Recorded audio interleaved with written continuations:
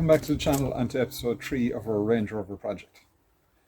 So in this episode we're going to do some work ahead of this thing's roadworthiness test. So we've got to sort out that creaking and knocking front suspension, got to sort out the rust back here behind the passenger's door, and we're going to try and clean up the subframes and clean up some of the underbody and get some paint on that, prevent it from rusting and just make the thing look a bit cleaner when it's going into its test. So let's get started.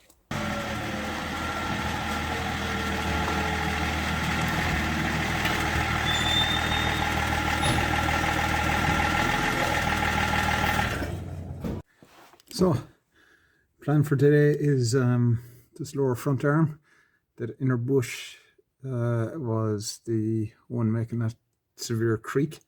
So we're going to change that out, and the bush in the arm that sits behind it is also pretty well goosed. We're going to change that, and we're going to change the lower ball joint. So hopefully that'll be fairly straightforward. That should get rid of the knock that's in front of it that developed after the creak. Of course, we're going to do both sides, and we'll also hopefully get at the brakes and try and stop them squealing. So otherwise, I think everything in here looks pretty good at the moment. So let's get started.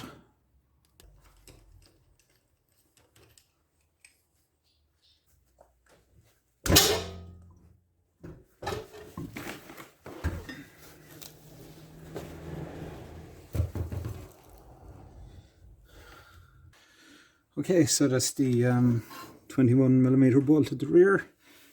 I've got the ball joint loosened, and I've disconnected the rod just there from the height sensor.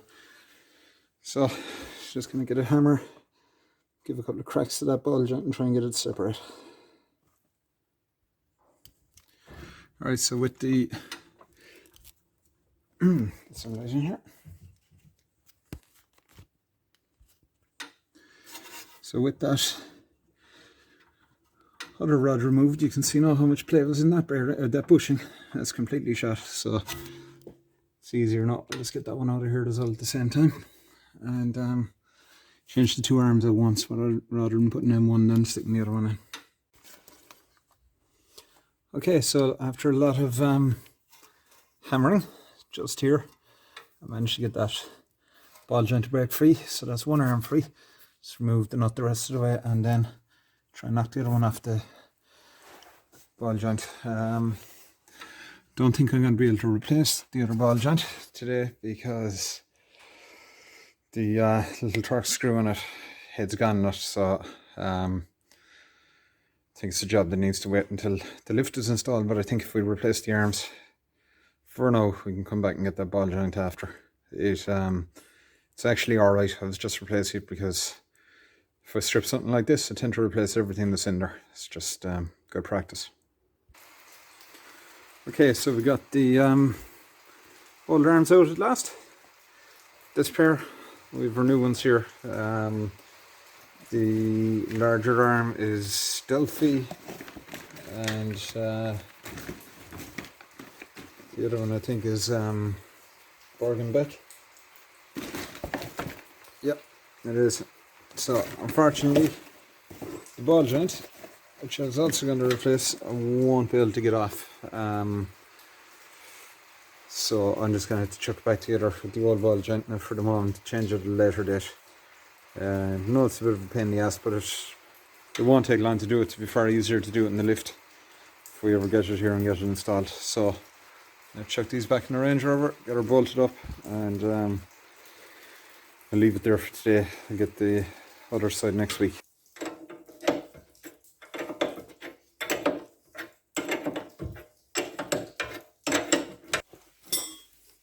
Making sure to thoroughly copper grease everything, make it easier next time I have to take it apart.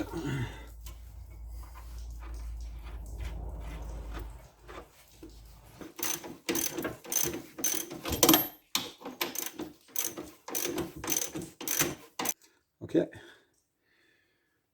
so everything bolted back together. So I'm just gonna get a bit of copper grease on this hub, throw the wheel back on, get the hell out of here for today. Okay, so let's throw back together.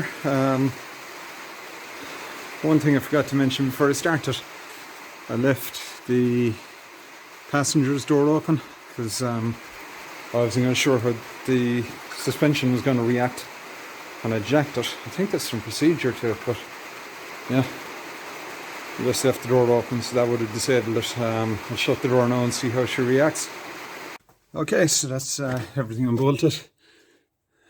That arm, one back there, that's off, ready to go. Again, our height sensor, and both ball joints are undone. Okay, some extreme violence later. We've got the ball joints to give away. The more I work in Land Rovers, the more I realise you can't be nice to ball joints. Just grab the biggest hammer you have and flake the crap out of them. Also noticed there the caliper is up there, tied up out of the way. I'm just going to pull the pads and that, give the back of them touchy copper grease, see if we can stop the squealing and reassemble them. That bottom ball joint looks okay for the moment. I'll drop back and do that when I've installed the lift. It's not going to mess around out today. I'd have to pull the disc and all this other stuff to get a good angle on the fixings, so I'm going to leave well enough alone. Worst case scenario then, if the fixings do strip when I try to open them, then I can just weld onto them while it's on the lift. Yeah, so I know some people are going to give out to me for this. I've got 2 jacks underneath this thing and no axle stand. I'm not a fan of axle stands. I have some, they're too small for this. I'm not going to buy more because I've bought a 4-post, so we'll be installing that shortly. So yeah, hopefully you won't see me doing this anymore. Okay, so I painted the inaccessible parts of the subframe. I'll get the rest of it from underneath after. As you can see, new arms have been fitted. Thirdly, copper grease. Can't say it enough. You're working on these, make sure you put copper grease on everything, and the nuts and bolts, and inside in the middle of the bushes, just to make it easier in the next guy. So ball joints all tighten up. So basically I need to reconnect the height sensor and pull the pads out of these calipers and get some copper grease in the back of them so you can stop the squeal. Okay, so caliper's out. Unfortunately the flex is too short to rest it out on, then I got to rest it up in the disc, so I can get some copper grease in there, put it back in the car. Alrighty, so very light rub of copper grease to the rear of the pad. Just in the contact area you can see where the circle where the piston was. Now, looks like there's a lot on there, but it's really only a smear. Done the same with the other side, and I've got a little bit on the piston, so stick it back together. Okay, so that's everything bolted back together. Calipers back on. Let's check the pads sitting correctly. Seem to be. And everything's tightened up. I'll just double check all the bolts, throw the wheel nut, drop it in the ground. Okay, so I got the second side off. Good news is these discs, despite the rust on them, there's very little wear in them. As you can see, the pads are good as well. So just pop these pads out now, get a little bit of grease in them, put them back together. Well, just back from test drive, there is good and bad news. The good news is all the clunking's gone, all the brake squeal is gone. So replacing those parts has sorted that out, but we have got the air suspension in active running on the dash. Now, I expected that after the work. Cleared the code, but it's coming back straight away. It's actually, it had been the front right height sensor, and now it's telling me that the front left is faulty. So I did bolt it back in there. I wonder if I've done something to it when I dropped the car back down after the jack. I don't know, I need to have a look at it. Apparently it can happen, so I was going to order a new front right, even though after months of trying code every couple of weeks, it had kind of settled down. I think it might have kind of fixed itself, but I'll have a look at that front left, just in case there's a cable off or there's something loose, or something seized. We'll see, can we free it out, and failing that, I'll order a pair of new front height sensors this evening, and we'll chuck them on next day we're working on it.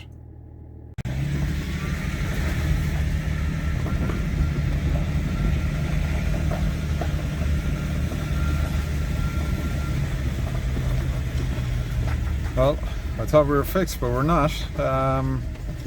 Still got the air suspension inactive, and of course we have that fuel injection warning we've had since the beginning, so we're going to try and address those two issues today now and just pulling it in here. We get it up in the pit and have a look at it. So let's get a look at what we're dealing with down here.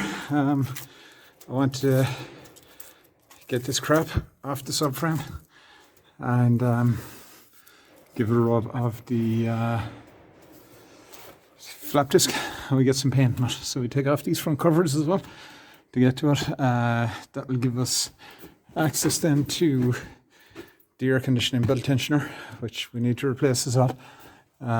Moving back along, I'm going to paint this carrier so where it meets up there, and we need to get to the fuel pump. Actually, it was down here somewhere. The external fuel pump. This area is like this. It's all solid, but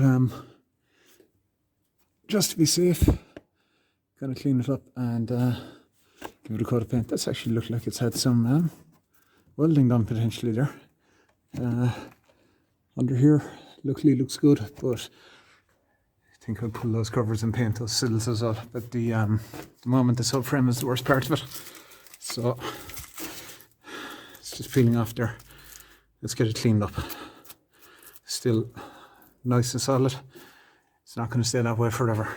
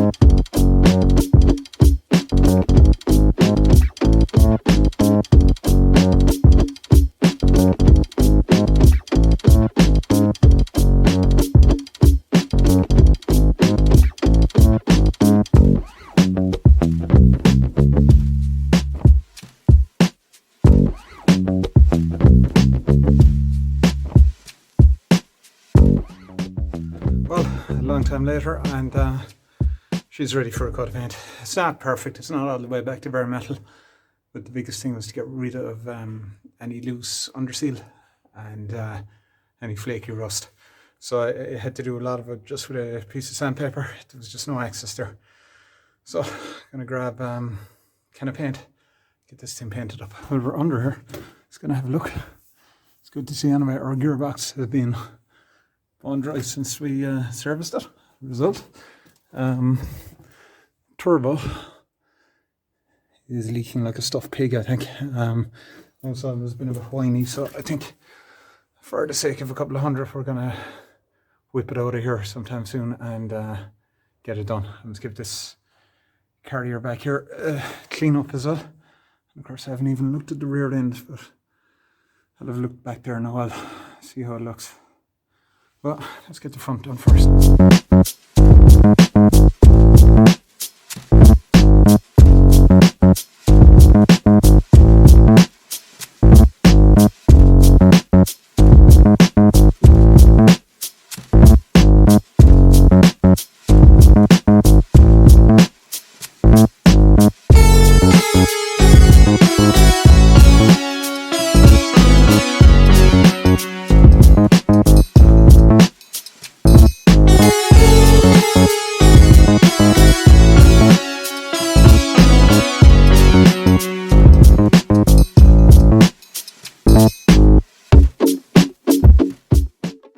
Yeah, so it's looking like the rear end is going to need an awful lot of work. Gonna have to come back to it. There's a lot of cleaning up to be done back here, and the flap disc won't get in there. So it's the front end.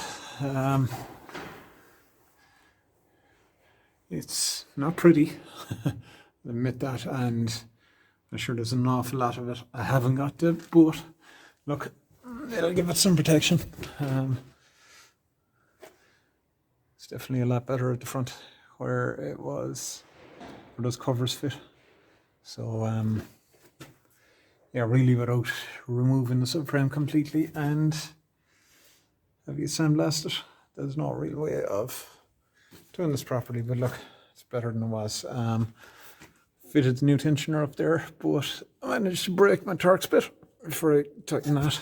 So I'm going to leave the built off for the minute. I'll have to come back to it another day. So I'll just throw the covers on and get out of it. So the mystery of the faulty right height sensor has been solved. This is the arm. This is the rod that connects down onto front suspension. So it turns out when I dropped the car down off the jack, it must have flipped inwards. So this pivots up and down and it had flicked to the inside. So basically it was giving a negative reading, so that was the fault. So it's very simple. I just unbolted the link, flicked it around, bolted it back up, and we're all good. So now we're going to move on and do the rust repair inside this back door.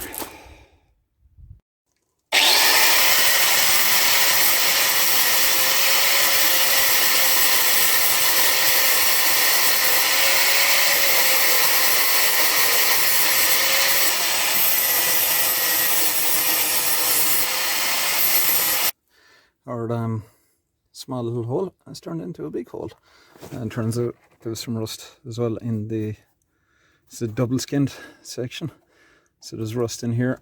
Somebody has welded a big patch in here at some point, so I need to heat up this under seal, get rid of it so that I can weld to it and strip all this area, clean this up, and then I'll repair, take out the wheel arch liner, which is plastic, and make it up in sections, then try and weld it all up. So yeah, a bit more work than I anticipated, but I get started. Okay, so that's the inner skin nearly formed. Just need to do a bit more cutting so I can get in there and weld it up, and gonna start forming the outer skin and we get that in place.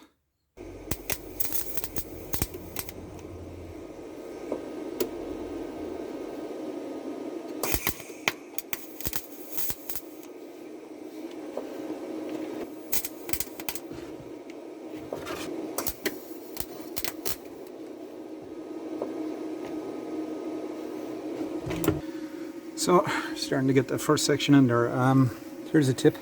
I know there's some kind of paste you can use to remove the heat from an area you're welding. I'm just using wet rags. We've had flames already out of here, so I just keep the rags here and douse whatever's lighting in the back, which is under seal in this case, every time it lights up.